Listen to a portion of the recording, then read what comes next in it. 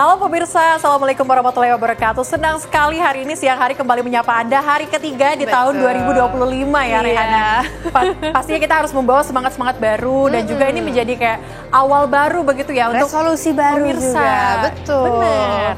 Tapi kita punya informasi apa nih di hari ketiga pada hari ini? Nah, kita di Apa Kabar Indonesia siang ini sudah menyiapkan berbagai informasi. Pemirsa, kita langsung saja ke informasi pertama, di mana diduga gara-gara penyakit epilepsinya kumat saat menimba air di sumur, seorang pria berusia 50 tahun di Bojonegoro, Jawa Timur terjebur ke dalam sumur. Korban meninggal dunia dan dievakuasi oleh petugas.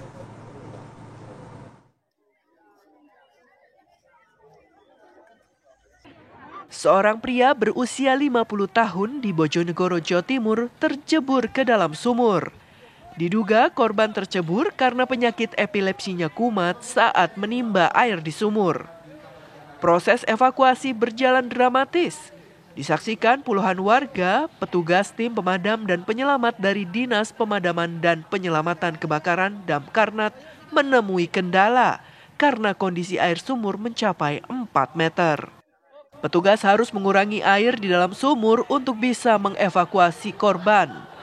Proses evakuasi butuh 4 jam yang akhirnya korban bisa dievakuasi dan kemudian dicek secara medis tidak ada hal mencurigakan. Kemudian kita melakukan evakuasi dengan metode vertical rescue menggunakan alat tripod, karabiner, SCBA. Kita melakukan evakuasi sampai dengan pukul 1. Dan untuk kendala karena airnya lagi pasang sehingga kita mengurangi volume air dalam sumur tersebut sampai dengan bisa dilakukan evakuasi. Menurut salah seorang warga, korban mengambil air dengan menggunakan tong bekas cat yang dipikul. Warga kemudian sempat mendengar suara sesuatu kecemplung di air dan langsung berlari. Namun ia hanya menemukan 2 tong air tersebut. Lalu warga menghubungi pihak desa dan Polsek Ngeraho, kemudian mendatangkan tim evakuasi dari Damkarnat. Dari Bojonegoro, Jawa Timur, Dewi Rina Handayani, TV One mengabarkan.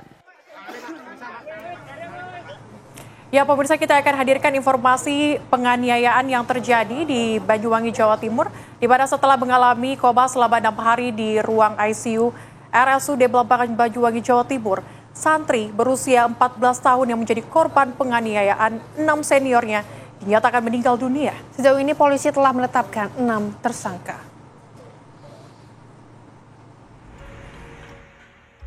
Setelah sempat dirawat di Rumah Sakit Belambangan, AR, seorang santri usia 14 tahun di Pondok Pesantren Nurul Abror Al-Robaniyin, Alas Buluh, Banyuwangi, Jawa Timur, akhirnya meninggal dunia. Keluarga tampak terpukul dengan meninggalnya korban. AR sempat mendapatkan perawatan intensif di ruang ICU karena didiagnosis mengalami mati batang otak akibat cedera berat di bagian kepala, diduga dianiaya seniornya. Menurut Kapolresta Banyuwangi, Kombes Pol Samtama Putra, kasus ini telah ditangani. Sejauh ini 6 orang telah ditetapkan sebagai tersangka. Tersangka ada kemungkinan penambahan lagi atau sudah fix 6 itu? Sejauh ini 6 ya yang kita tetapkan ya, karena yang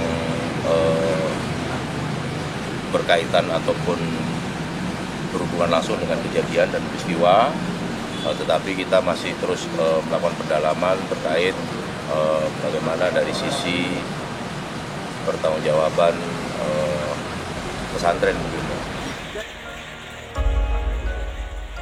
Sementara pemerintah Kabupaten Banyuwangi memastikan menanggung seluruh biaya pengobatan korban selama dirawat di rumah sakit, termasuk pemulangan jenazah ke Kabupaten Buleleng, Bali. Dari Banyuwangi, Jawa Timur, Happy Octavia, TV One mengabarkan. Kita hadirkan informasi lainnya pemirsa mengenai pembacokan yang terjadi di Bengkulu, di mana pelaku pembunuhan terhadap 2 wanita di Muko-Muko, Bengkulu berhasil ditangkap warga. Pelaku SB diringkus usai melakukan pembacokan brutal terhadap 2 orang ibu rumah tangga hingga meninggal dunia. Saat ini pelaku SB telah ditetapkan sebagai tersangka.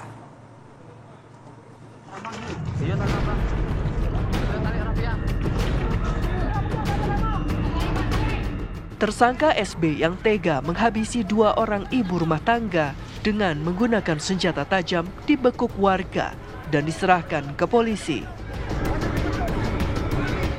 Tersangka yang berprofesi sebagai petani, warga SP 10, Kecamatan 14 Koto, Kabupaten Muko ini membacok 2 orang korban yakni Turni dan Umi Kofifah di kawasan Madrasah Sanawiyah Desa Tanjung Mulia, Muko, Bengkulu.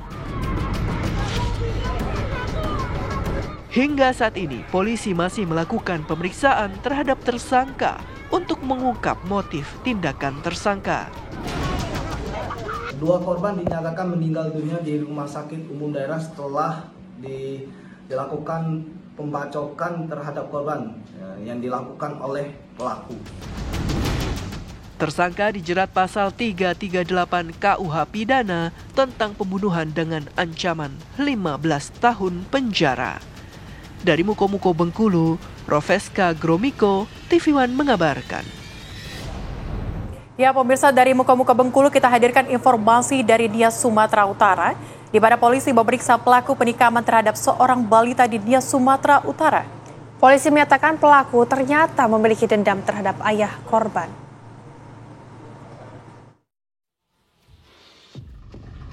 Satreskrim Unit PPA Polres Nias mencoba menggali keterangan terhadap pelaku penikaman seorang balita perempuan di Desa Lasaratano Seo, Kecamatan Hiliduho.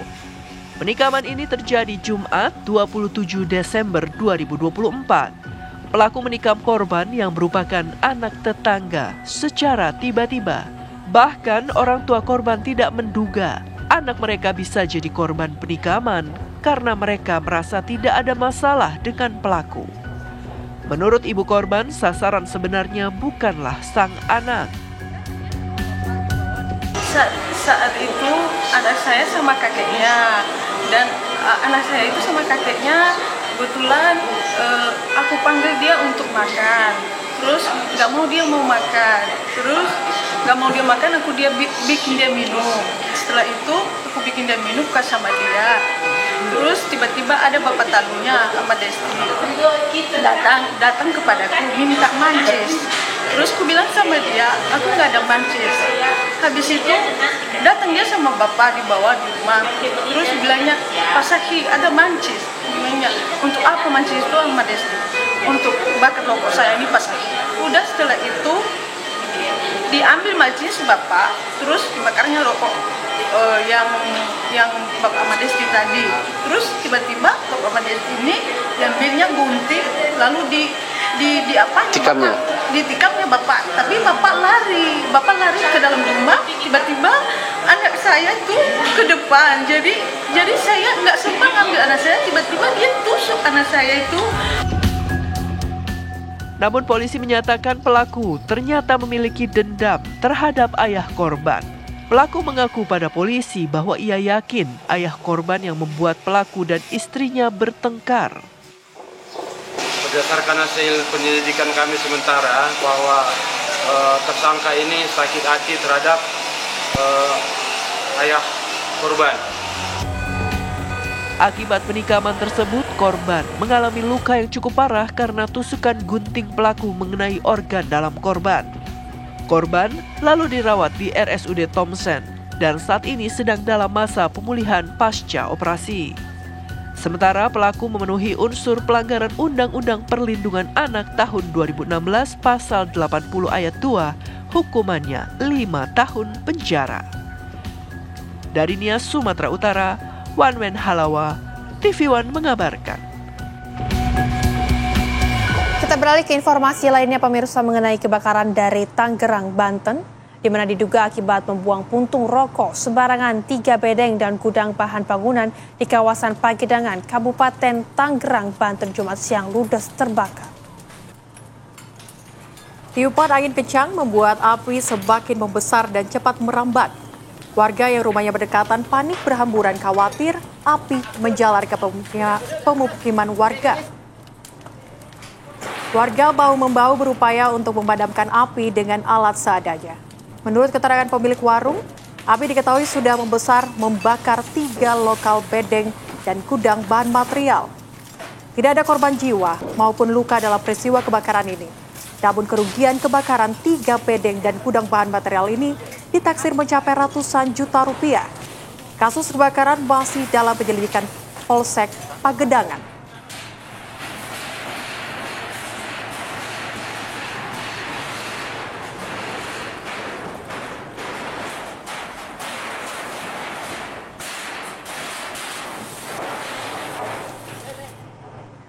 Ya pemirsa, pasalnya perundungan ini masih terus terjadi hingga saat ini dan kita akan hadirkan informasi perundungan dari Jawa Barat pemirsa, di mana seorang remaja perempuan menjadi korban perundungan oleh sekelompok remaja perempuan lainnya di Warga Jaya, Sukamakmur, Kabupaten Bogor, Jawa Barat. Ya pemirsa, dalam video yang beredar luas di media sosial, korban J dianiaya secara fisik dan juga verbal. Korban menyampaikan permintaan maaf berulang-ulang, namun tak menghentikan penganiayaan. Akibatnya korban terluka memar. Kasus perundungan ini telah ditangani unit PPA Satreskrim Polres Bogor, dibantu Polsek Sukamakmur, dan kini pihak kepolisian telah melakukan pemeriksaan terhadap korban.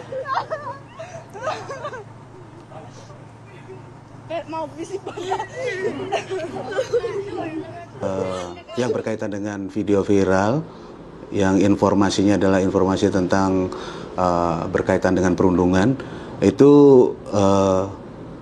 kebetulan perkaranya sendiri sedang ditangani oleh unit PPA Satreskrim Polres Bogor. Untuk TKP-nya di Kampung Jogjogan. Ya. Oke. Untuk dalam video tersebut satu orang yang dianiaya seperti apa kan? Bahwa itu masih tetap dalam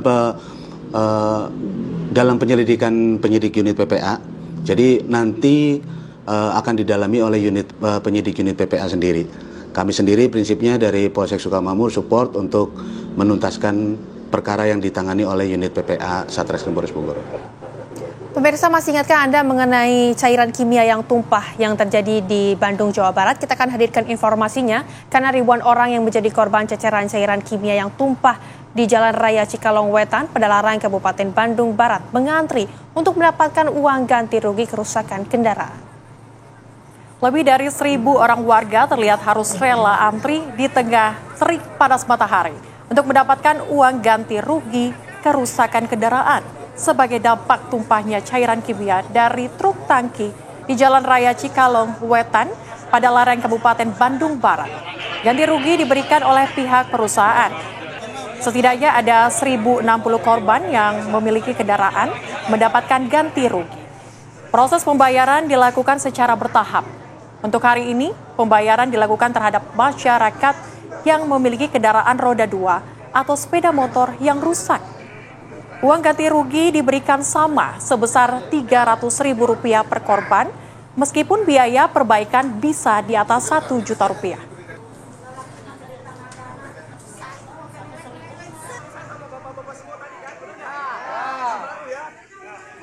Semuanya pengen diakomodir, ya semua juga harus pengen rada capek, Pak.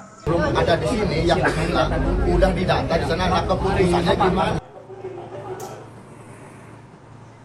Ya pemirsa, kita hadirkan informasi lainnya untuk Anda karena masih dalam suasana liburan di Sumatera Selatan. Di mana pemirsa, ini masih dalam liburan sekolah dan tahun baru 2025, ribuan warga di Kabupaten Banyuwangi, Sumatera Selatan beramai-ramai ini memadati kolam renang Danau Tanah Mas. Warga rela berdesakan demi berenang di waterpark seharga Rp20.000 saja.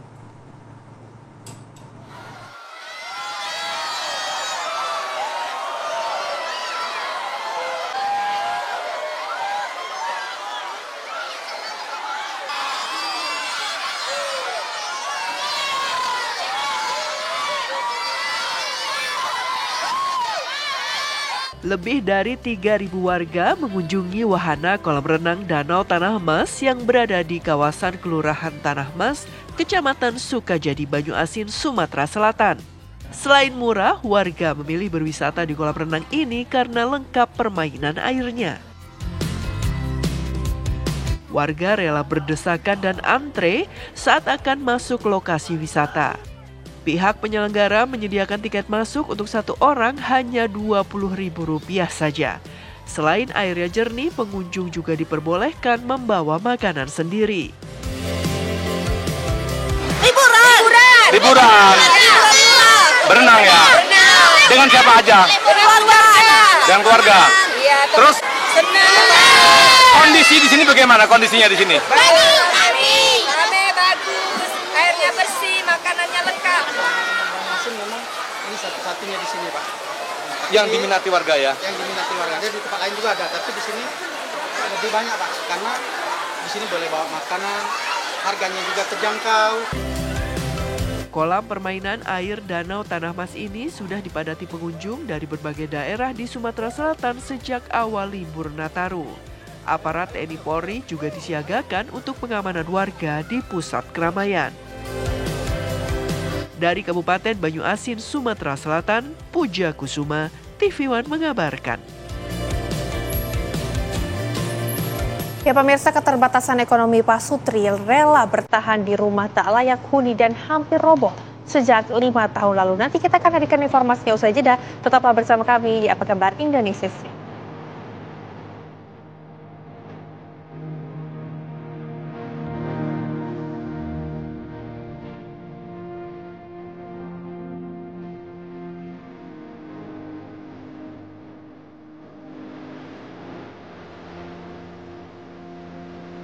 Terima kasih Anda masih bersama dengan kami di Apa Kabar Indonesia Siang pemirsa.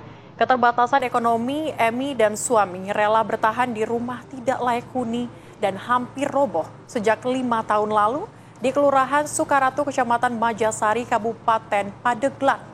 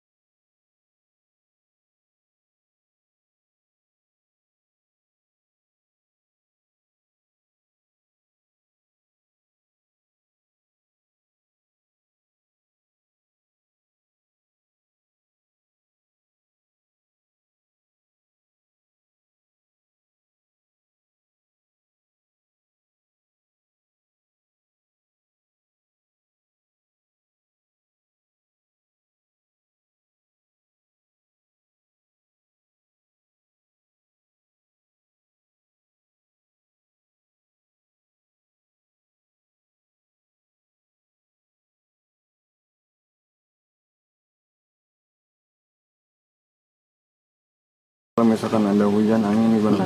Kalau hujan malam saya nginep di rumah tetangga, terus pagi-paginya ada omelan, nggak apa-apa lah, yang penting saya udah laat hujan, saya lari ke sini.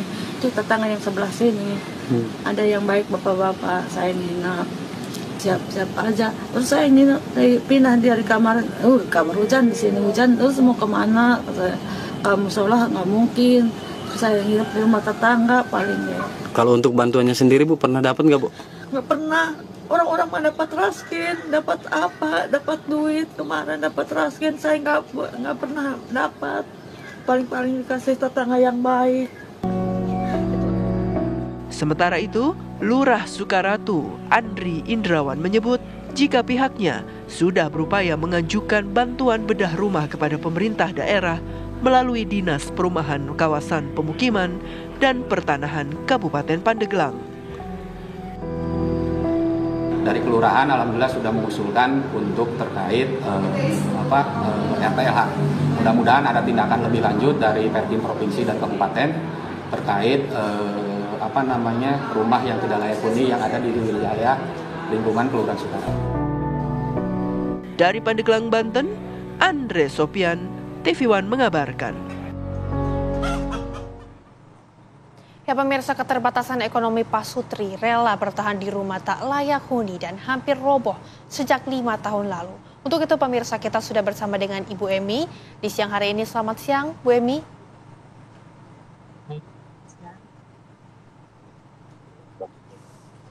Ya, siang Bu Emi, sehat Bu? Sehat Bu. Lagi sakit Bu Emi. Baik Bu Emi.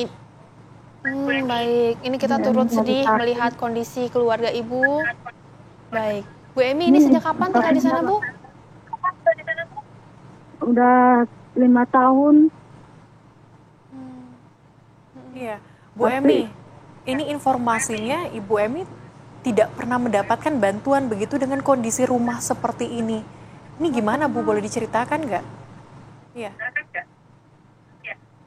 Dengar orang-orang mendapat bantuan, dapat beras, dapat uang, saya mau boro-boro, Bu. Kadang-kadang makan, kadang-kadang enggak. Ya, sebagai pengamen, Bu, dapat duit 20.000 mah pakai ngopi, pakai makan di jalan, enggak ada. Baik. Bu Emi, akhir-akhir ini kan suka hujan. Kalau hujan, Bu Emi tinggal di mana, Bu? Sampai busuk kaki Ibu Emi nih. Sampai nggak bisa jalan nih. Ibu Emi. Kadang kehujanan, terus ngalir ke sini kalau hujan. Ibu Emi nggak bisa tidur, pindah ke sini kemarin nggak bisa, udah bocor semuanya. Terus kadang-kadang kalau lagi ada yang manggil ke rumah tetangga, paling-paling ada omelan kadang-kadang. Iya, Bu Emi kalau kami lihat rumah Ibu bocor juga ya Bu ya. Ini gimana Bu, berarti suka banjir juga rumahnya, suka basah juga kasurnya, atau seperti apa Bu? Ya pada basah, pokoknya mah banjir aja ini, banyak ini nih, caak gede ke sini. Tuh, ini kaki Bu Emi tuh, lihat tuh, basah busuk kan? Kaki Bu Emi busuk, gara-gara kebanjiran.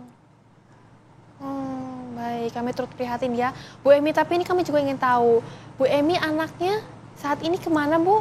Apakah sudah mengetahui kondisi Ibu seperti ini? Belum, dibawa sama orang tua, sama suami yang dulu. Terus nggak boleh kenal sama Ibu Emi, katanya Ibu Emi orang nggak punya. Baik, Bu Emi punya anak berapa Bu Emi? Punya anak 3, nggak boleh nengok Ibu Emi, katanya Ibu Emi mah orang nggak punya. Oke, Ibu, ini kan rumahnya dalam kondisi seperti ini. Apakah memang sudah pernah diajukan untuk supaya mendapatkan bantuan atau seperti apa, Bu? Udah diajuin, cuma di foto-foto doang. Udah di foto-foto ya udah. Responnya seperti apa, Bu? Kenapa lama sekali belum mendapatkan bantuan? Udah, nggak tahu lah. Udah nggak kayak itu. Oke, baik. Bu Emi, tapi kalau soal makanan ini dan juga kebutuhan sehari-hari, Bu Emi seperti apa? Apakah tercukupi, Bu? Kadang nggak badut, kadang-kadang makan, kadang-kadang enggak, sehari makan. Kalau ada penempatan Bapak, air dia dapat minta, kalau hujan depan airnya nggak bersih. Kalau hujan, Ibu Emi masak di air hujan. Baik, tapi kalau dari lurah atau kelurahan setempat ini seperti apa, Bu? Apakah memang ada respon terkhusus? Tidak ada respon sama sekali terkait dengan kondisi Ibu? Enggak. Bu Emi, tapi apakah sudah pernah meminta bantuan kepada pihak dari keluarga Bu Emi atau seperti apa, Bu? Ibu Emi orang nggak punya. Atau mungkin tetangga? Tetangganya kan di sini mah udah terus nggak ada yang mau ngebantu, dia juga kan di sini mah. Udah pada tua. Kalau mau. Pasti sulit sekali Bu ya, 5 tahun tinggal di rumah dengan kondisi seperti ini. Tapi kami boleh tahu Bu, pekerjaan Ibu dan juga suami Ibu tuh sebagai apa Bu? Sebagai pengamen. Adut. Baik, Ibu, ini kan sudah menuju ke tahun baru begitu ya, sudah membuka lembaran baru begitu, 2025. Harapannya kepada pemerintah apa, Bu Emi? Ibu Emi maunya yang penting ada yang ngebantu Ibu Emi biar bisa sholat, biar bisa tidur nyenyak, biar tidurnya kehujanan, bisa istirahat. Meminta Ibu Emi yang bisa betul rumah Ibu Emi. Ya, semoga apa yang menjadi harapan Ibu di tahun baru ini, di tahun 2025 ini bisa segera terwujud begitu ya, dengan rumah yang lebih layak lagi, kemudian juga mendapatkan bantuan lainnya. Ibu cepat sehat ya Bu ya, semangat terus. Terima kasih sudah bergabung bersama kami di Apa Kabar Indonesia Siang, Bu. Ya pemirsa, Apa Kabar Indonesia Siang akan kembali dengan sejumlah informasi lainnya. Tetaplah bersama kami. Masih bersama kami di Apa Kabar Indonesia Siang, pemirsa, kita ke informasi selanjutnya di mana seorang pemilik mobil rental tewas ditembak pelaku penggelapan mobil di res area Kecamatan Jayanti, Kabupaten Tangerang, Banten. Sebelum tewas ditembak, pemilik rental sempat meminta pendampingan polisi dari polsek terdekat, namun ditolak. Sementara polisi masih terus mengejar terduga pelaku penembakan.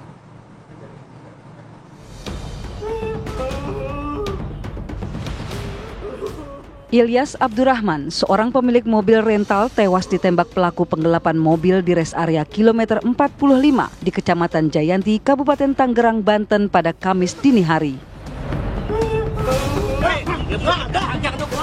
Sebelum ditembak pelaku, korban bersama rekan-rekannya sempat menangkap 1 dari 3 pelaku yang sedang beristirahat di depan minimarket. Saat ditangkap, pelaku melakukan perlawanan. Tiba-tiba, 2 orang pelaku lainnya melepaskan tembakan.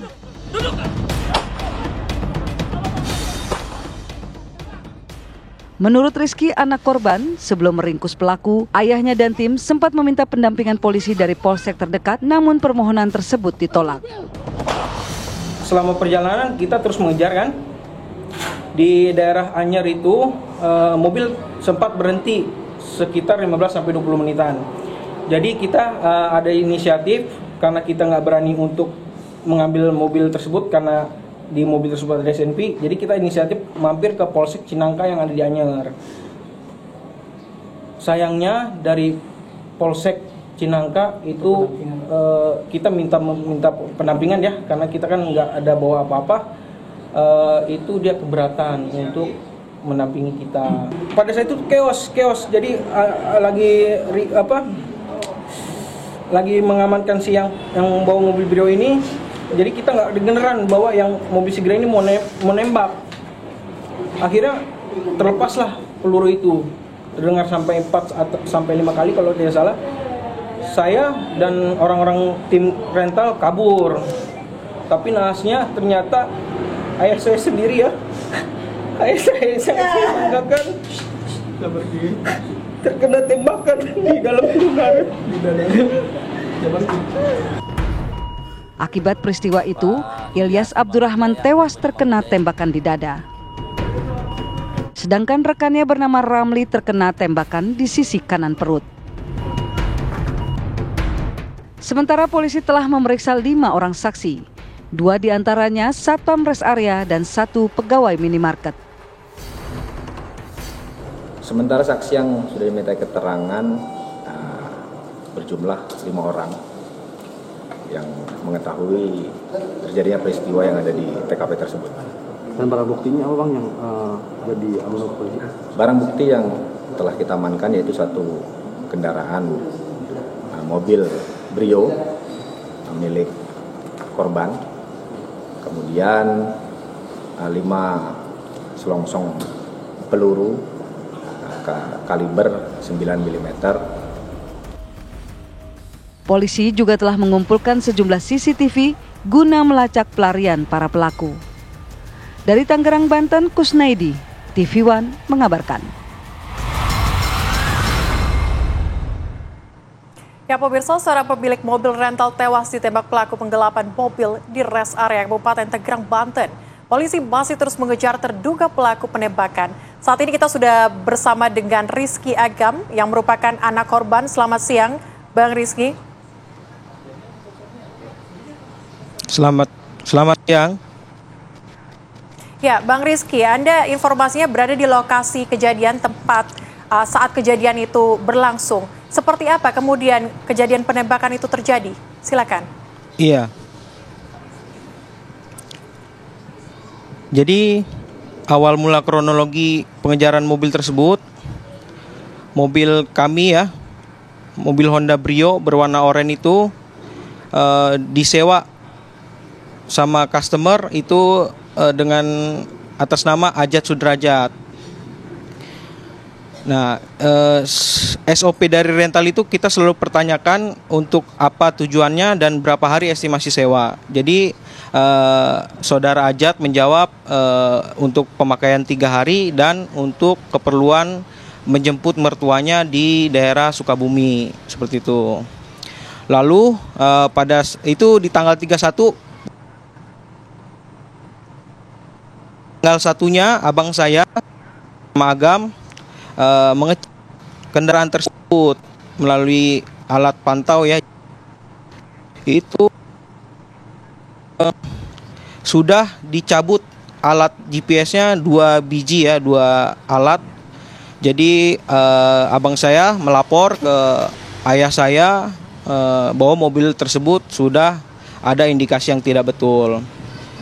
Kemudian ayah saya menginfokan untuk bersiap-siap mengejar mobil tersebut dengan menyiapkan tim dari rental saya, 7 orang berangkat pada malam itu juga.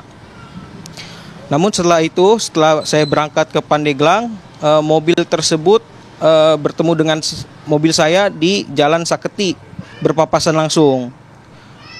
Kemudian mobil saya langsung memepet mobil Brio milik saya untuk memberhentikan mobil tersebut. Pada saat itu semua tim dari Makmur Jaya turun semua untuk memberhentikan mobil tersebut. Tapi ternyata mobil Brio tersebut membawa. Kemudian dari belakang terdapat mobil Sigra yang membantu mobil Brio tersebut. Ternyata dia mendapat pengawalan dari mobil Sigra itu. Jadi pada saat dia menodongkan pistol, kita mundur karena kita warga sipil tidak mempunyai alat membela diri ya, memberikan jalan untuk dia kabur. Tapi sayangnya yang mobil Sigra pada saat kabur dia bukan langsung kabur ke jalan, tapi malah mundur dulu dengan sengaja menabrak anggota karyawan saya. Jadi karyawan saya ada yang terjatuh, terseret dengan mobil Sigra tersebut. Lalu setelah terjatuh, mobil Sigra tersebut langsung kabur ke arah jalan Pantai Carita sampai Anyer. Kemudian kita telusuri sambil kita berpikir gimana caranya untuk mengambil mobil tersebut. Sedangkan kita sudah tahu bahwa mobil tersebut memiliki senjata api. Akhirnya setelah berjalan kita mengejar, mobil tersebut sedang berhenti di sekitar pantai Sambolo Anyer ya. Kemudian saya mencari polsek terdekat yang di situ. Ternyata yang terdekat adalah Polsek Cinangka. Lalu kita datanglah ke Polsek Cinangka. Kita memberitahukan kronologi kejadian ini, bahwa kita dari rental mobil, kita sedang melakukan pengejaran unit dan mobil yang dibawa memiliki senjata api. Kita meminta perlindungan atau pendampingan karena kita ingin polisi membantu untuk pengejaran mobil tersebut. Tapi dengan berat hati saya mengatakan Polsek Cinangka tidak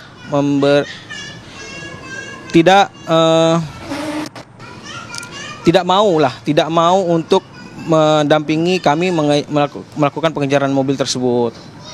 Di situ bapak saya sudah, ayah saya yang menjadi korban sudah bilang ke petugas, ya siap. Ya, ini alasannya ya, kemudian dari pihak kepolisian tidak melakukan pendampingan begitu atau tidak melakukan perlindungan. Kenapa, Bang Rizky? Ya, jadi polisi dari Cinangka itu dia takut karena dia sebelumnya pernah ada masalah seperti ini, tapi dari leasing yang dia takut seperti itu. Tapi saya sudah bilang bahwa saya ini pemilik rental mobil dan saya memiliki bukti kepemilikan mobil seperti BPKB, STNK dan kunci serepnya pun kita bawa. Jadi pada saat di polsek pun mobil itu nggak jauh dari polsek tersebut, sekitar 2 kiloan dari polsek tersebut. Oke. Dan ayah saya Bang Rizky. pun menawarkan halo. Iya. Tapi Bang Rizky, yang ingin kami coba dalami kembali adalah ada 2 mobil, berarti mobil Sirga dan juga mobil Anda begitu ya, yang digunakan oleh pelaku. Ada berapa banyak orang yang bersama-sama dengan pelaku saat kejadian itu terjadi? Ada berapa banyak? Yang saya lihat yang pada saat bertemu di Saketi itu di mobil Brio ada 2 orang, yang satu supir, yang satu yang memegang senjata api yang mendorongkan ke arah saya. Terus yang untuk di mobil Sigra itu saya pantau hanya 1 orang saja. Baik. Seperti itu. Bang Rizky, apakah Anda sempat melihat siapa yang kemudian menembak? Ciri-cirinya mungkin seperti apa? Saya lihat betul karena memang saya yang merekam kejadian tembak tersebut ya. Itu dia yang ada di mobil Sigra, yang supir yang ada mobil Sigra seperti itu. Oke, tapi Bang Rizky, ketika Anda bertemu atau menemukan mobil Anda, apakah orang ataupun pelaku yang melakukan hal tersebut kepada ayah Anda ini merupakan ajat sudrajat yang meminjam atau menyewa mobil tersebut atau seperti apa? Apakah sudah berpindah tangan? Mobil sudah berpindah tangan karena tidak ditemukan saudara ajat sudrajat di mobil Sigra maupun di mobil Brio saya. Oke, sebelum terjadinya kejadian tersebut, apakah memang ada pembicaraan terlebih dahulu ataupun langsung ada cekcok dan sebagainya atau seperti apa? Jadi pada saat sebelum baku tembak terjadi itu ayah saya sudah menawarkan untuk penyelesaian secara baik-baik. Jadi dari pihak yang membawa mobil kami itu memang tidak mau untuk diselesaikan secara baik-baik dan malah menodongkan pistol ke arah kami seperti itu. Baik, Bang Rizky, tapi setelah kejadian penembakan ini, korban ataupun almarhum ayah dari Bang Rizky ini langsung dibawa kemana, Bang Rizky? Langsung dibawa ke RSUD Balaraja. Oke, tapi kami ingin mengkonfirmasi sedikit bahwa tadi sempat kami berdialog juga bersama dengan Kapolres begitu ya, Polres Kasihumas Polres Tangerang. Ini menginformasikan bahwa terkait dengan permintaan perlindungan yang Anda minta begitu, ini katanya diminta untuk mengajukan atau memberikan begitu ya, melakukan pelaporan terlebih dahulu begitu. Apakah memang benar seperti itu atau memang langsung ditolak atau seperti apa?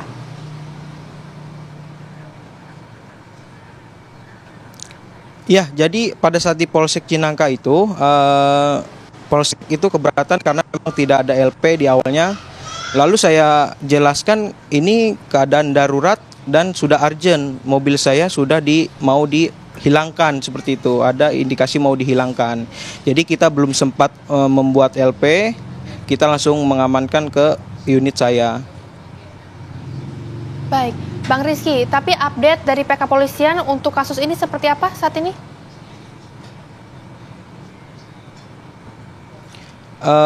Alhamdulillah saya sudah dapat kabar dari kawan-kawan Polsek Rajek ya, bahwa saudara Sudrajat sudah ditangkap seperti itu.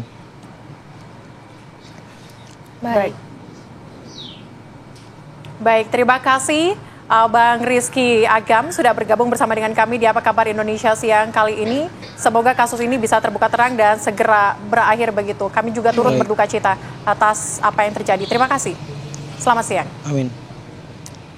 Dan pemirsa, usai jeda kami akan hadirkan informasi mengenai viral di media sosial angin kencang di atas 2 jembatan Suramadu sisi Madura. Puluhan pengendara roda 2 terpaksa berhenti dan sebagian pengendara panik dan bepergian ke arah besi pagar jembatan. Informasi selengkapnya sesaat lagi di Apa Kabar Indonesia siang.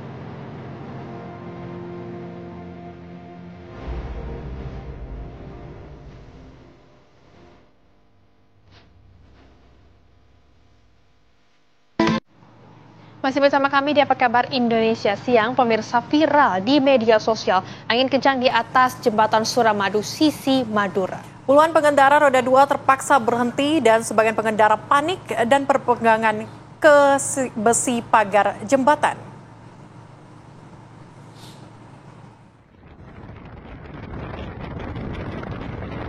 Inilah video amatir yang direkam salah seorang pengendara sepeda motor dari sisi Madura menuju ke Surabaya saat angin kencang di tengah jembatan Suramadu. Bahkan puluhan pengendara sepeda motor yang berada di atas jembatan panik dan terpaksa berhenti karena kencangnya angin.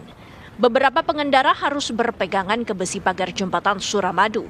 Tak berani menerobos karena kencangnya angin sangat membahayakan mereka jika melanjutkan perjalanan. Badan Penanggulangan Bencana Daerah Kabupaten Bangkalan mengatakan hal tersebut sulit diprediksi karena terkadang bencana datang secara tiba-tiba, apalagi cuaca ekstrim seperti saat ini. Himbauan untuk pengendara untuk tetap selalu waspada karena cuaca ini kadang kita belum tahu, kadang cuacanya ekstrim juga. Jadi harus tetap hati-hati dan waspada. Pihaknya mengimbau kepada masyarakat untuk selalu waspada, utamanya kepada para pengendara untuk selalu berhati-hati. Pasalnya, cuaca saat ini sedang tidak baik-baik saja. Masyarakat agar selalu memantau perkiraan cuaca di situs BMKG. Dari Bangkalan, Madura, Jawa Timur, Abdurrahim, TV One, mengabarkan. Ya pemirsa, untuk mengetahui lebih jauh apa yang terjadi berkaitan dengan video viral angin kencang yang dirasakan pengendara motor di jembatan Suramadu, Jawa Timur, kita sudah tersambung di siang hari ini pemirsa dengan Bapak Taufik Hermawan selaku Koordinator BMKG Provinsi Jawa Timur. Selamat siang Pak. Selamat siang Mbak Sheila, Mbak Rayan. Ya. Baik Pak, ini tadi kita sudah melihat bersama-sama video yang viral. Nah kalau menurut data dari BMKG, benarkah Pak ada cuaca ekstrim berupa angin kencang saat pergantian tahun kemarin di kawasan jembatan Suramadu tersebut Pak? Iya benar. Terpantau dari citra radar kami, itu hembusan angin kencang berasal dari awan CB, awan cumulonimbus yang membawa istilahnya itu downdraft, angin kencang ke arah di bawah naungan awan tersebut. Jadi memang benar, datanya itu firm dari citra radar kami, awan bergerak dari posisi Bangkalan menuju jembatan Suramadu, dari mulai pukul 16.15 yang terpantau dari citra radar kami sampai pukul 16.55 waktu Indonesia bagian Barat, Mbak Raihan. Ya, baik Pak. Tetapi kalau misalnya benar terjadi seperti ini, apa kemudian yang sebaiknya dilakukan oleh warga yang melintas di jembatan tersebut, Pak? Ya, yang dilakukan oleh warga yang melintas hendaknya menghentikan kendaraannya untuk berlindung, berhenti, menepi, tidak melanjutkan perjalanannya melintasi jembatan Suramadu. Karena pas memang waktu itu dari citra radar kami memang benar terpantau awan CB yang sangat aktif dengan durasi waktu yang saya sebutkan tadi, Mbak Sheila. Baik, Pak, awan CB tersebut ini biasanya datang kapan, Pak Taufik? Ya, sebenarnya awan CB itu bisa termonitor, Mbak ya, secara kasat mata itu bisa masyarakat mengamati, kemudian juga bisa tanda-tandanya kita rasakan itu bisa. Munculnya itu dia akan aktif ketika pada masa pancaroba yang pertama. Kemudian pada puncak musim penghujan, itu awan CB juga sangat aktif terbentuk di sepanjang wilayah yang saat ini berada pada puncak musim penghujan, termasuk wilayah Bangkalan. Mbak Rehan. Ya, tapi Pak, himbauan apa yang kemudian akan disampaikan oleh BMKG mungkin kepada masyarakat dan warga yang melintas di jembatan Suramadu tersebut, Pak, dalam cuaca yang ekstrim yang kita ketahui bersama saat ini?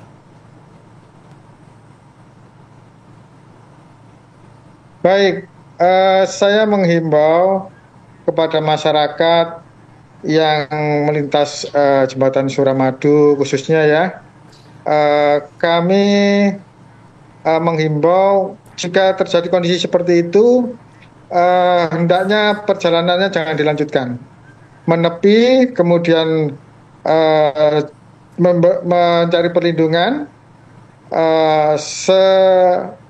sepanjang menunggu awan CB tersebut melintas atau menunggu anginnya sudah mulai berkurang, dan durasinya tergantung awan CB-nya juga. Jadi ditunggu saja, jangan melanjutkan perjalanan karena resikonya sangat besar jika dengan angin kencang yang berkisar 40 hingga 60 knot melanjutkan perjalanan, bisa nanti berakibat fatal terhadap pengendara sepeda motor, pengendara motor yang melintas di jembatan Suramadu. Mbak Rehan. Baik, Pak Taufik, ini singkat saja, kira-kira berapa lama ini akan terjadi, Pak?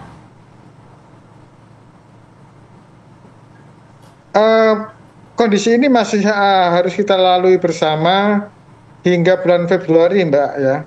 Jadi saat ini Januari, kemarin yang kita sudah lewati Desember, 3 bulan tersebut adalah puncak musim penghujan untuk wilayah Jawa Timur secara umum. Jadi memang kewaspadaannya masih bersama-sama harus kita tingkatkan bersama, termasuk BMKG akan secara gencar memberikan informasi peringatan dini terhadap kondisi-kondisi potensi kebencanaan di wilayah Jawa Timur. Mbak Sheila. Oke, waspada harus ditingkatkan begitu ya Pak dengan kondisi cuaca yang ekstrim seperti saat ini. Terima kasih Pak Taufik Hermawan sudah bergabung bersama dengan kami di Apa Kabar Indonesia Siang. Sehat selalu Pak. Ya pemirsa, usai jeda Apa Kabar Indonesia Siang akan kembali menemani Anda dengan sejumlah informasi lainnya. Tetaplah bersama kami.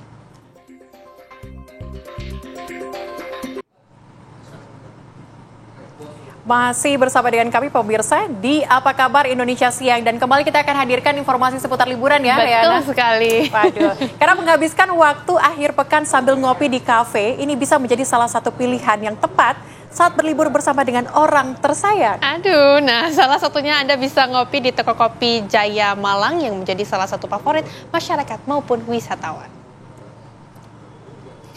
Berkonsep heritage, Toko Kopi Jaya Malang memberikan kenyamanan para pengunjung yang datang seperti berada di rumah nenek, berkat desain interior bangunan bertemakan tempo dulu. Saking favoritnya pemirsa, Toko Kopi ini sudah ada 13 cabang yang tersebar di wilayah Malang, Jawa Timur, dan juga Bali. Ada puluhan varian minuman dan juga makanan yang turut memanjakan lidah. Di Toko Kopi ini sesuai namanya pemirsa, Kopi Susu Jaya dan Kopi Susu Mantap Jaya adalah 2 menu kopi yang paling dicari pengunjung. Sementara itu, menu makan favorit para pengunjung adalah nasi goreng Oji dengan sate dan pizza quarto formaggi dengan isi keju yang melimpah. Pembayaran di Toko Kopi Jaya menggunakan EDC BRI, baik kartu debit maupun kartu kredit BRI, bisa menggunakan untuk membayar pesanan. Para pengunjung tak hanya perlu khawatir jika ingin membayar menggunakan kris, karena BRI juga pemirsa telah menyediakan fast menu scan QR melalui aplikasi Brimo.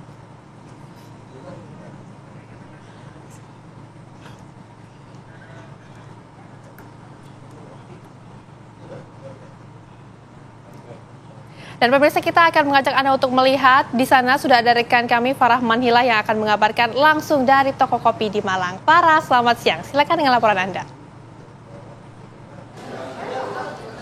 Ya, Rehana, Celia dan juga pemirsa, jika Anda belum makan siang atau belum ngopi, saya mau memberikan salah satu lokasi untuk ngopi-ngopi cantik ataupun makan siang. Namanya Toko Kopi Jaya, pemirsa, lokasinya di wilayah Malang, Jawa Timur dan juga Bali. Di tempat saya mengabarkan saat ini adalah salah satu cabang dari 13 cabang yang dimiliki oleh Toko Kopi Jaya yang berlokasi di wilayah Jalan Soekarno-Hatta, Malang. Dan dari pagi sampai sekarang pemirsa, Anda bisa lihat memang ada banyak sekali pengunjung yang berdatangan.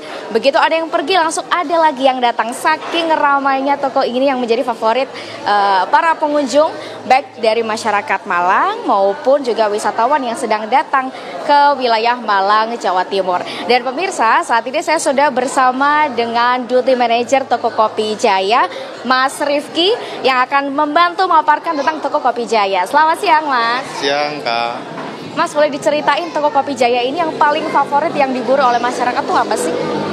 Produk minumannya untuk Kopi Jaya itu sendiri ada kopi susu Jaya sama kopi susu mantap Jaya, Kak. Untuk yang bestseller, untuk makanannya itu ada honey butter rice chicken kayak gitu. Terus untuk Kopi Jaya sendiri itu berdiri dari tahun 2018 November. Oke, sudah lama dan sudah ada 13 cabang di sini dan informasi ini akan terus dikembangkan apalagi di wilayah Bali. Betul ya, Mas? Sementara sih masih di area Malang aja sementara, Kak, kayak gitu. Di Malang sendiri ada 8 cabang yang saya tahu kayak gitu. Mas, berikutnya kalau misalnya libur panjang seperti ini nih, Mas, biasanya jumlah pengunjung yang datang ke sini bisa mencapai berapa ini, Mas? Untuk jumlah pengunjungnya, saya bilang sih cukup ramai juga, Kak. Karena di waktu liburan juga kan, terbantu juga sama pasarnya kita kan ada di mahasiswa juga, yang dimana di Malang itu banyak kampus-kampus juga kan. Seperti itu, Kak. Bisa sampai berapa di Untuk totalnya saya kurang tahu, Kak, sampai berapanya kayak gitu. Tapi yang pasti dari pagi buka sampai tutup itu full terus ya, Mas ya? Bisa dibilang kayak gitu, alhamdulillah. Kalau pembayaran favorit yang dilakukan oleh para pengunjung atau pembeli biasanya gimana nih, Mas? Untuk pembayaran yang dilakukan pengunjung biasanya scan QR itu pakai edisi BRI kita, Kak, kayak gitu. Keuntungannya menggunakan edisi BRI itu di kasirnya sendiri bisa tahu buat nge-track data pembayaran sudah masuk atau belum kayak gitu, Kak. Ya, menurut Mas Rifki sendiri selaku merchant yang bekerja sama dengan BRI, perlu nggak sih merchant-merchant lain untuk bergabung bersama BRI atau seperti apa nih, Mas? Kalau menurut saya sangat perlu banget karena banyak banget keuntungannya di mana kita sebagai salah satu merchant BRI juga itu biasanya diajak juga ke acara-acara besarnya BRI seperti itu. Akan ada banyak sekali ya, Mas, ya, keuntungan dengan bergabung dengan BRI. Terima kasih Mas Rifki informasinya. Pemirsa, boleh kita sedikit saya spill beberapa menu favorit yang ada di wilayah Toko Kopi Jaya seperti yang sedang ada di belakang saya. Ini adalah pizza yang paling favorit, pemirsa, sedikit saya tunjukkan. Nah, ini yang paling sering diburu oleh masyarakat. Rehana dan juga Celia, saya yakin begitu Anda lihat ini, wah pasti ngiler banget dan langsung pengen coba. Nggak cuma itu, minuman kopinya juga jadi favorit pemirsa. Rehana dan juga Celia, saya mau menghabiskan seluruh menu makanan yang ada di Toko Kopi Jaya. Kembali ke studio. Waduh, parah nih, parah. Makannya sendirian gak ngajak-ngajak, katanya mau ngabisin sendiri. Nanti pizzanya mau, apalagi kopinya, kan biar nggak ngantuk. Biar nggak ngantuk, terus biar kenyang juga makan pizza ya. Betul sekali. Terima kasih laporan langsung Farah Manila dan selamat menikmati makan siangnya.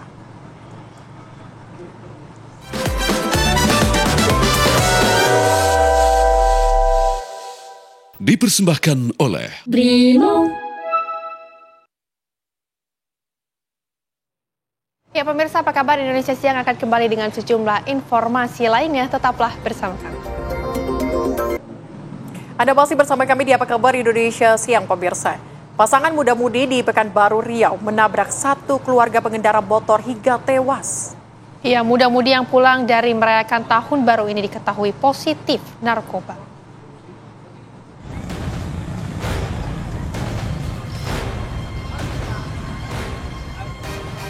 Diduga usai pulang dari tempat hiburan malam untuk merayakan pesta tahun baru, pasangan muda-mudi yang sedang mengendarai mobil dengan kecepatan tinggi menabrak pasangan suami istri dan anaknya, pengendara motor, hingga tewas di tempat, di Jalan Hang Tuah, Kecamatan Tenayan Raya, Kota Pekanbaru Riau. Warga yang mengetahui peristiwa kecelakaan maut itu langsung mengamankan pasangan muda-mudi yang berada di dalam mobil. Awalnya, pengendara mobil dengan nomor polisi F1817VI datang dari arah timur menuju barat di Jalan Hang Tuah, Pekanbaru. Namun setibanya di depan klinik Siaga Medika, mobil terlihat oleng dan tak terkendali hingga menabrak satu keluarga pengendara motor hingga tewas. Itu korbannya ada berapa orang, Pak? 3 orang, tapi yang tua persisnya kurang tahu, tapi kayaknya udah meninggal kayaknya. Itu ditabrak itu gimana, Pak? Mobil itu oleng. Dia dari mana, Pak? Mobilnya dari atas. Kencang ya? Pengemudi mobil diketahui bernama Antoni Romansyah dan 2 penumpang lainnya bernama Lydia dan Denny. Usai dilakukan tes, ketiga penumpang mobil maut itu diketahui positif menggunakan narkoba jenis sabu dan ekstasi. Ketiganya kini telah ditahan di Polresta Pekanbaru untuk menjalani pemeriksaan. Dari Pekanbaru Riau, Muhammad Arifin, Faza Ramadan, TV One mengabarkan. Ya pemirsa, untuk mendalami mengenai kasus ini saat ini kami sudah bergabung bersama dengan paman korban Rafni Rifai. Selamat siang Pak Rafni. Selamat siang Bu. Pak Rafni, boleh diceritakan kepada kami ketika kejadian terjadi, ini korban ingin berangkat kemana Pak? Korban Anton Sujarwo, menantu saya, mau berangkat ke Lirik melihat orang tuanya sakit. Kebetulan pagi-pagi itu langsung berangkat, pinjam motor temannya di tempat dia kerja, sapam di laundry, langsung berangkat. Tidak berapa lama, kira-kira 30 menit atau 45 menit, ditabrak sama mobil yang lagi mabuk-mabukan di atas mobil gitu. Jadi kemenakan saya, korbannya menantu 1, anak 1, cucu saya 1. Baik, Pak Rafni, ini untuk perkembangannya apakah? Oke, baik, Pak Rafni, ini kami juga ingin tahu untuk perkembangannya, apakah sudah ada informasi dari pihak kepolisian, Pak? Alhamdulillah sampai sekarang udah ditangani polisi, Pak Kasat Narkoba Polres Kota Pekanbaru dan Pak Kasat Lantas. Kemarin saya udah ketemu sama Pak Kasat Narkoba dan Kasat Lantas sesuai hukuman yang ditentukan dengan di negara, hukuman narkoba dan juga hukuman Kasat Lantas, Laka Lantas gitu Bu. Oke, tapi Pak Rafni, ini kami ingin tahu sedikit sebelumnya Bapak mendapatkan atau keluarga mendapatkan informasi terkait dengan kejadian tragis ini dari mana, Pak? Waktu kejadian tragis pagi-pagi itu ada telepon anak saya, Afriyanti, ditelepon dari warga ke istri saya bahwa anak ada yang tabrakan, 2 orang meninggal di tempat dan 1 dibawa ke rumah sakit, suaminya di UGD. Dan akhirnya jam 10:05 menembuskan napas terakhir yang anak dan kemenaan saya dan cucu saya itu meninggal di tempat. Baik.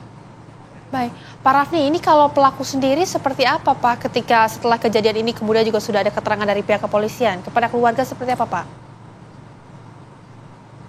Kalau pelaku saya lihat itu namanya orang narkoba itu harus dihukum dengan undang-undang negara, minimal setimpal dengan kesalahannya narkoba dan kecelakaan yang menimpa 3 nyawa hilang sekalian dan anak yang tinggal anak yatim piatu 1 orang, Alda Andrayani. Oke, Pak, apa kemudian harapan dari keluarga terkait dengan kasus ini, terutama kepada pelaku? Kepada pelaku, ya hukumannya seberat-beratnya. Yang pertama, hukuman narkoba yang utama di Indonesia ini harus dilakukan. Kalau hukuman lantas, kalau dia lagi normal itu wajar-wajar saja, tapi tetap dihukum dengan ketentuan negara kita di Indonesia. Baik, Pak Rafni, terima kasih banyak sudah bercerita bersama kami di Apa Kabar Indonesia Siang dan semua kasus ini juga segera diberikan titik terang. Terima kasih Pak, selamat kembali beraktivitas. Ya, pemirsa, kita akan hadirkan informasi lainnya untuk Anda, di mana pengacara yang diduga tewas karena tertembak di bagian wajahnya di Bodes selesai diotopsi di Rumah Sakit Bayangkara, Makassar. Ya, pemirsa, sejumlah keluarga dan kerabat mendatangi Dokpol Forensik Polda Sulawesi Selatan yang berada di Jalan Kumala, Makassar, Sulawesi Selatan untuk menunggu hasil otopsi Rudi Esgani, pengacara asal Kabupaten Bone yang tewas tertembak saat malam pergantian tahun baru di rumahnya. Setelah menunggu sekitar 4 jam lamanya menjalani otopsi jenazah Rudi, kemudian diserahkan ke pihak keluarga untuk disemayamkan di rumah duka di Kabupaten Pangkep sebelum dimakamkan. Sebelumnya, Rudi sedang berkumpul di rumahnya bersama keluarganya untuk menyambut malam pergantian tahun baru. Namun sekitar pukul 9.30 terdengar suara ledakan bersama jatuhnya korban. Setelah diperiksa di puskesmas, terdapat luka di bagian wajah korban yang diduga merupakan luka tembakan.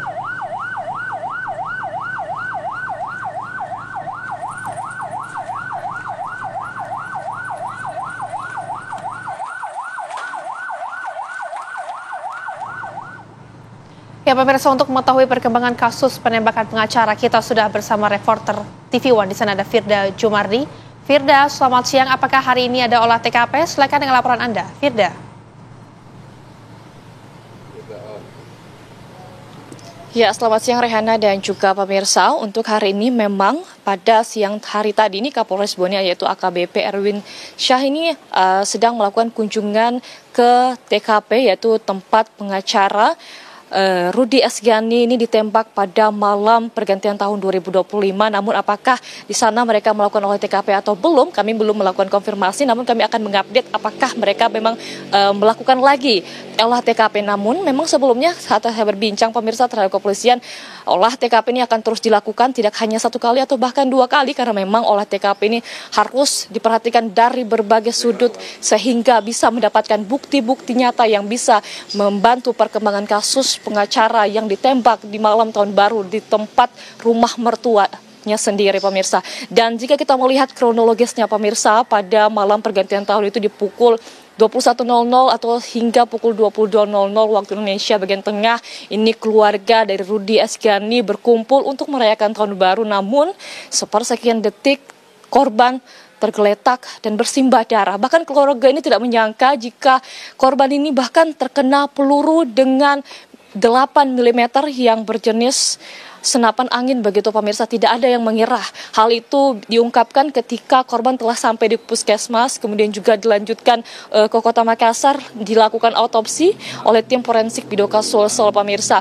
Dan pagi tadi pemirsa, saya dan tim sudah melihat begitu TKP dari penembakan pengacara, pemirsa.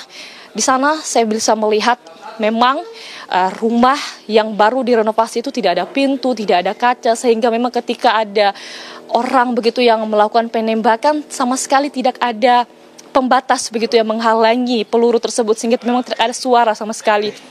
Dan dapat saya konfirmasi kepada saksi mata yang saya ajak berbincang, pemirsa, memang di lokasi ini bahkan dari tempat saya melaporkan saat ini yaitu di Polsek Lapariajang, pemirsa, ini cukup 30 menit untuk masuk ke dalam desa tersebut dan butuh waktu dan juga jalan yang kondisinya tidak baik-baik saja, pemirsa, begitu, sehingga ketika masuk ke dalam jalan tersebut juga penerangan sangat minim, pemirsa. Hanya ada beberapa lampu yang berada di jalan-jalan tersebut, sehingga memang keluarga ataupun teman-teman yang berada di sana tidak mengetahui sama sekali jika ada orang yang berniat jahat untuk melakukan penembakan, pemirsa. Dan sampai saat ini kita akan terus melakukan pemantauan terhadap kasus, dan hingga saat ini sudah terkonfirmasi ada 11 saksi yang telah diperiksa. Demikian, kembali ke Jakarta.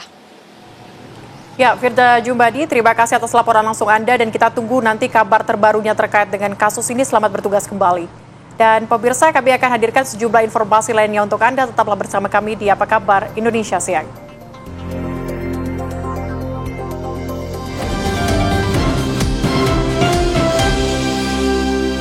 Mabes Polri telah menindaklanjuti melalui Divisi Propam Polri bahwasannya informasi tersebut dengan mengamankan terduga oknum yang bertugas pada saat itu. Jumlah terduga oknum personil yang diamankan sebanyak 18 personil, terdiri dari personil Polda Metro Jaya, Polres Metro Jakarta Pusat, dan Polsek Metro Kemayoran. Adapun personil yang diamankan oleh Divisi Propam Polri untuk selanjutnya akan dilakukan pemeriksaan lebih lanjut. Pasca insiden pemerasan, sejumlah oknum diberhentikan tidak dengan hormat. Kompolnas mengapresiasi akuntabilitas dalam pemeriksaan etik yang dilakukan oknum polisi. Dan ini kami apresiasi kepada Propam, ya, salah satu yang paling penting begini, itu ditelusurin dari segi perencanaan, artinya memang bagaimana itu bisa terselenggara, termasuk juga siapa yang menggerakkan atau yang memerintah, siapa yang diperintah, itu satu. Yang kedua, dari segi pelaksanaan, ya, hari pertama tanggal 13 siapa, 14 siapa, 15 siapa, melakukan apa, termasuk juga akhir pertanggungjawaban. Termasuk kalau di akhir ini pasca ini ya soal dana itu ditelusurin, dananya berapa, siapa yang terima, siapa yang menguasai, dititipkan kemana dan sebagainya. Apakah ini potensi terhadap pidana? Saya meyakini ini ada unsur pidananya. Masih mengenai kasus yang sama, pemirsa, mengenai kasus Jakarta Warehouse Project, di mana Polri menggelar sidang komisi etik profesi terhadap oknum anggota polisi yang diduga terlibat dalam aksi pemerasan terhadap penonton Jakarta Warehouse Project asal Malaysia. Salah satu yang menjalani sidang etik adalah Kasubdit 3 Direktorat Reserse Narkoba Polda Metro Jaya, AKBP Balvino Edward Justisia. Selain AKBP Balvino, ada 2 lagi anggota polisi dari unit yang sama yang menjalani pemeriksaan. Sebelumnya, sudah ada 2 anggota dijatuhi sanksi pemberhentian tidak dengan hormat (PTDH) oleh Majelis KKEP.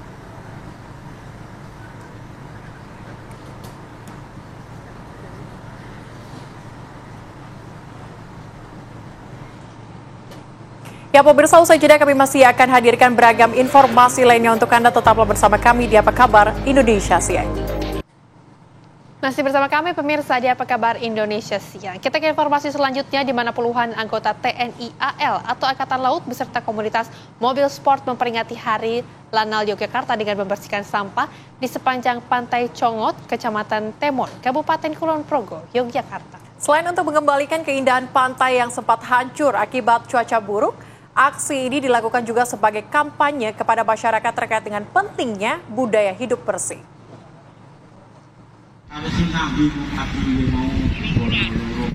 Anggota TNI AL beserta komunitas mobil sport langsung menyisir sepanjang Pantai Congot dengan menggunakan peralatan seadanya. Satu persatu sampah yang bertebaran, mulai dari tumpukan kayu, ranting pohon hingga plastik, langsung dikumpulkan dan dibawa menggunakan kantong karung yang telah disediakan sebelumnya.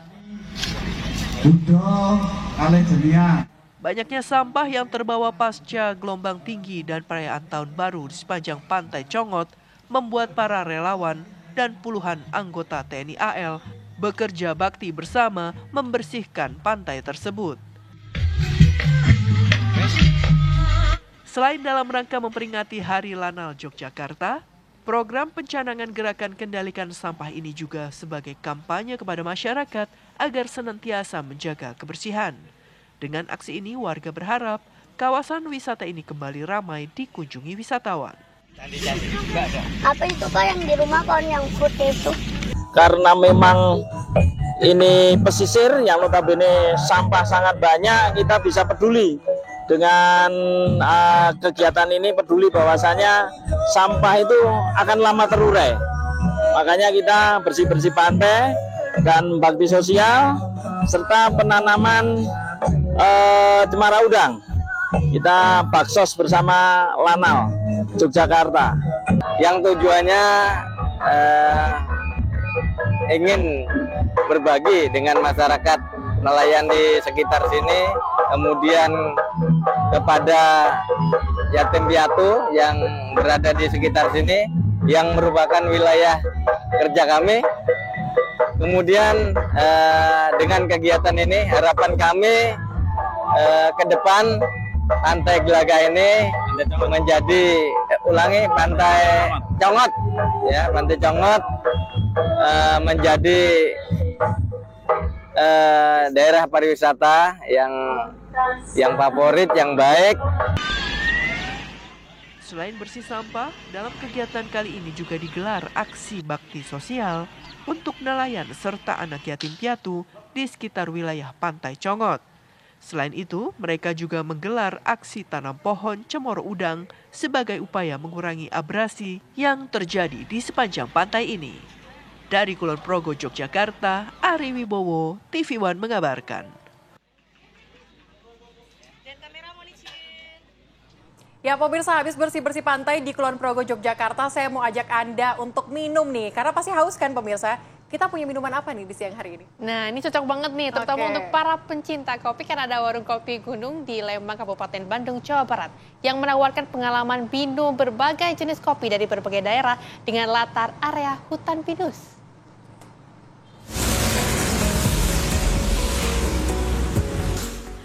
Banyak cara warga dalam mengisi liburan panjang Natal dan Tahun Baru 2025.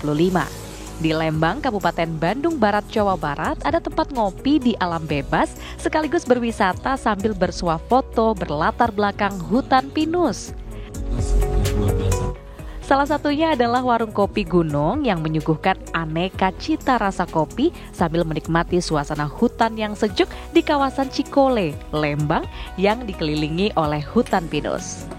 Di warung kopi Gunung ini, para pengunjung dapat menikmati berbagai minuman kopi asli Jawa Barat. Di antaranya ada kopi Gunung Puntang, Pangalengan, dan Ciwidey, Kabupaten Bandung yang terkenal dengan cita rasa kopinya yang nikmat. Kalau di rumah tuh ngopi bete di depan gedung, di depan rumah lagi ini. Wah, vibes-nya, nuansa alamnya keren sekali. Kita ngopi di udara yang sejuk, hutan pinus. Mantap sekali deh. Menurut pengelola Olaf Rene, konsep awalnya adalah untuk memberikan kenikmatan bagi para penikmat kopi saat meminumnya di tengah hutan yang sejuk. Kita punya konsep adalah ngopi di leuweung. Kebetulan kita kerjasama dengan Perhutani, saat ini dengan Palawi. Jadi kita konsepnya ngopi di leuweung, Kang. Selain sebagai ajang nongkrong para penikmat kopi, warung kopi Gunung Lembang ini juga dijadikan pit stop point bagi para rider penikmat kopi saat melintasi kawasan Lembang. Dari Kabupaten Bandung Barat, Jawa Barat, Suhendar, TV One mengabarkan.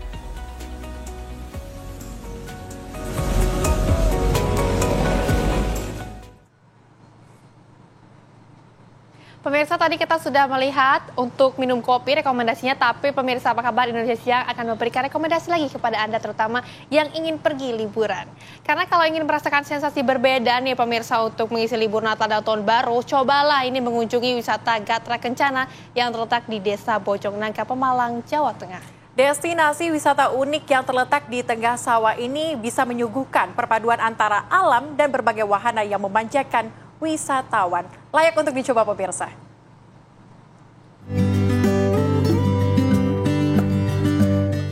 Gatra Kencana menawarkan pemandangan sawah hijau yang luas, menjadikannya tempat yang sempurna untuk melepas penat dari hiruk-pikuk kota.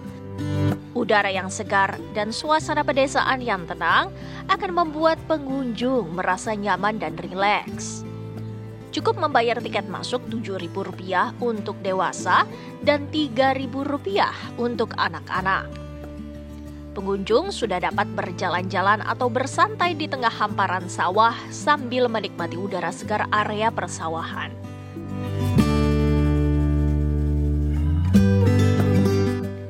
Selain itu, wisata ini juga menyediakan berbagai wahana seperti kolam terapi ikan yang memberikan manfaat untuk kesehatan kulit, serta kolam renang yang siap memanjakan para pengunjung. Untuk dapat menikmati wahana kolam renang, pengunjung dikenakan biaya tambahan sebesar Rp5.000. Maka tak heran, wisata ini menjadi pilihan dari wisatawan untuk mengisi libur Natal dan Tahun Baru. Wisatawan yang datang pun beragam, mulai dari dalam kota hingga luar kota. Sini sama siapa? Sama anak, sama cucu. Ini liburan atau gimana? Iya, liburan. Gimana kesannya di sini? Ya, kesannya bagus lah. Pemandangannya? Ya, lumayan sejuk. Ya. Sering ke sini? Baru sekali ini. Iya. Enak aja suasananya.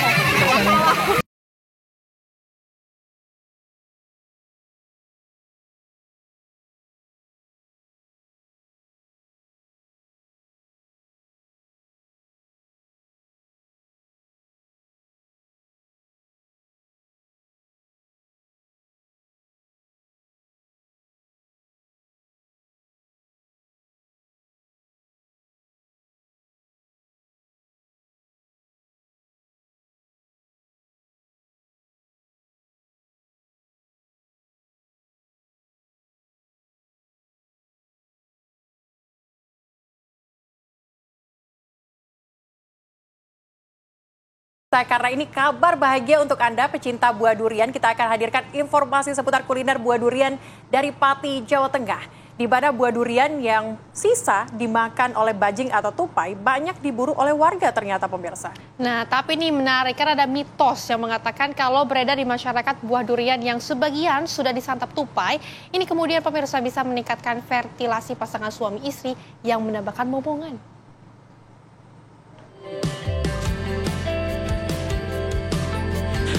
Buah durian dengan rasa manis, legit, dan pahit menjadi buruan pecinta durian saat musim panen. Uniknya, di Pati, Jawa Tengah, sebagian masyarakat justru mencari durian sebagian yang sudah dimakan tupai atau bajing saat matang di pohon. Durian seperti ini berhubungan dengan mitos di kalangan masyarakat. Bagi sebagian orang, durian sisa bajing ini diyakini bisa menjadi obat bagi pasangan yang belum dikaruniai keturunan. Salah satu warga yang berburu durian sisa bajing atau tupai ini adalah Diah Puji Astuti, warga Desa Jerahi, Kecamatan Gunung Wungkal, Pati. Ia mengaku beruntung lantaran mendapat durian sisa tupai untuk diberikan kepada kerabatnya yang belum dikaruniai anak. Lokal desa ini kok ada yang ini sisa bajing. Nah, saya teringat kerabat saya itu sedang mencari durian yang seperti itu. Jadi, wah ini kabar baik, ini bisa disampaikan ke kerabat saya, nanti bisa saya beli gitu buat oleh-oleh. Memang kepercayaan di sini seperti itu ya. Ya namanya ikhtiar ya Mas, kan ada mencari konsumen tuh banyak yang mencari sisa bajing ya Mas, tolong DWG. Harganya beda atau sama? Harganya murah meriah Pak, sama. Soalnya ini kan wis kalong sang ini. Jadi misalnya 100 nih, dadine ya 90 lah. Meskipun durian sisa tupai ini laris manis dan banyak orang yang mencari, namun Karyono, si penjual durian, mengaku tidak menaikkan harga jual. Bahkan harga durian sisa tupai lebih murah daripada durian normal. Dari Pati, Jawa Tengah, Abdul Rohim, TV One mengabarkan.